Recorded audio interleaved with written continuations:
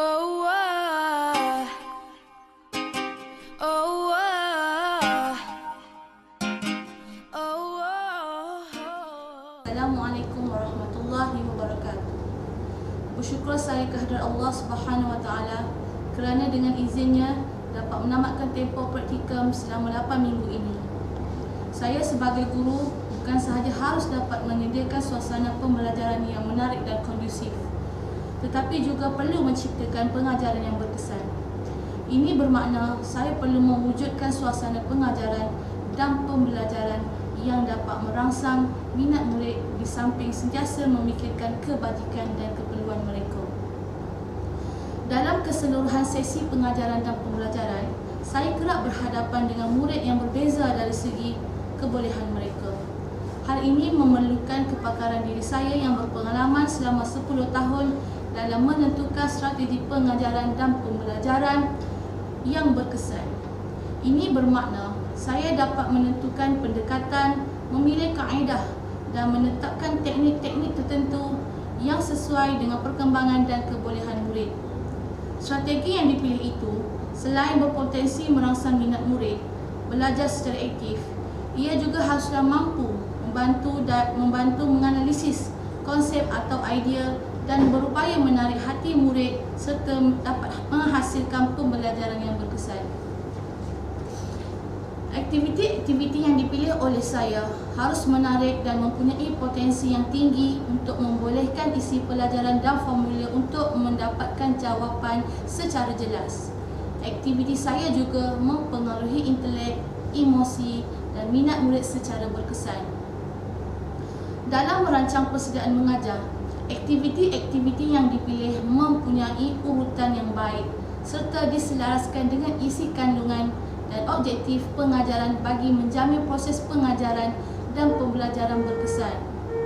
Selain itu, ia juga merujuk kepada perihal pengajaran saya yang lebih memusatkan kepada murid sehingga mereka tertarik mengikuti aktiviti pembelajaran. Rancangan pengajaran harian. Guru merupakan pembina bangsa dan negara. Pengajaran yang berkesan memerlukan persediaan dan perancangan yang mantap oleh seseorang guru sebelum terlibat secara langsung dalam proses pengajaran dan pembelajaran di dalam bilik darjah. Saya tahu kelompok murid yang hendak diajar, isi kandungan pelajaran dan matlamat serta objektif yang dihasratkan untuk dicapai oleh murid di akhir pelajaran nanti. Pada setiap hari, saya menyediakan rancangan pengajaran harian dan menyediakan bahan-bahan bantu mengajar.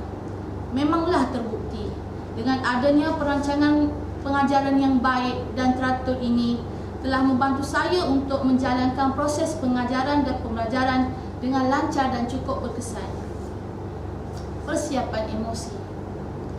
Sebelum memulakan proses pengajaran dan pembelajaran juga, saya terlebih dahulu melengkapkan emosi saya dengan sifat kasih sayang dan tidak membiarkan masalah peribadi menguasai diri saya sehingga terbawa-bawa ke dalam proses pengajaran dan pembelajaran. Proses pengajaran dan pembelajaran yang berkesan tidak akan terhasil tanpa emosi yang stabil daripada kedua-dua belah pihak, iaitu guru dan murid.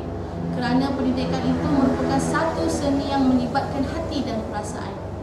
Saya tegaskan bahawa perancangan atau persediaan awal yang telah saya sediakan secara teliti dan rapi itu sememangnya telah membantu saya untuk memastikan kelancaran proses pengajaran dan pembelajaran berjalan dengan baik. Objektif saya dalam tajuk yang saya ajar dalam fasa praktikum berjaya dicapai sepenuhnya disebabkan oleh kualiti yang ada pada anak murid saya.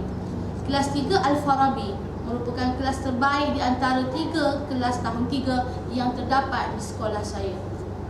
Semasa proses pengajaran dan pembelajaran, alhamdulillah, proses pengajaran dan pembelajaran dapat dilaksanakan dengan seperti yang dirancangkan.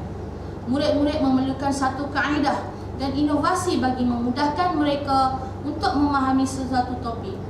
Oleh yang demikian, saya telah menggunakan kipas pintar Hamzah sebagai satu formula yang berkesan dalam menentukan kedudukan Hamzah. Ia dapat dilihat apabila mereka menguasai topik ini dengan mudah dalam masa yang singkat. Aktiviti yang dijalankan semasa proses pengajaran dan pembelajaran bersesuaian dan menarik minat murid. Ini kerana mereka menyatakan respon yang baik selepas proses pengajaran dan pembelajaran dilaksanakan. Selain dari itu, komunikasi merupakan satu proses pemindahan makna iaitu maklumat, idea, pengetahuan, persefahaman, lambang-lambang lain daripada sumber atau penyampai kepada penerima melalui saluran-saluran tertentu dengan harapan mewujudkan persamaan.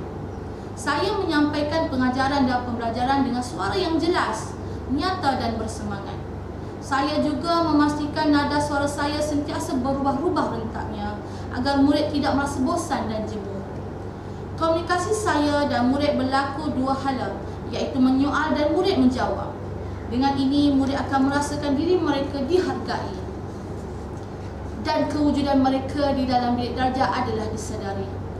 Hasilnya, murid akan memberikan tumpuan yang sepenuhnya kepada isi pelajaran.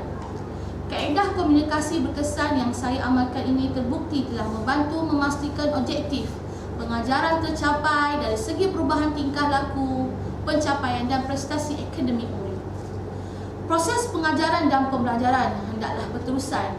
Justru itu sebagai langkah dalam memastikan ia dijalankan, saya telah memberikan lembaran kerja kepada murid-murid. Selain itu, saya juga membekalkan bahan inovasi kepada murid-murid yang lemah sebagai rujukan dan panduan dalam melaksanakan tugasan yang diberi dengan mudah di rumah. Dengan ini, saya mengucapkan ribuan terima kasih kepada Profesor Madya Dr. Misnan bin Jamali yang sudi menjadi pensyarah bimbingan saya. Segala bimbingan dan panduan yang diberikan oleh Profesor akan saya jadikan sebagai pedoman dalam meningkatkan kualiti kerjaya saya di bidang perguruan ini. Sekian, terima kasih.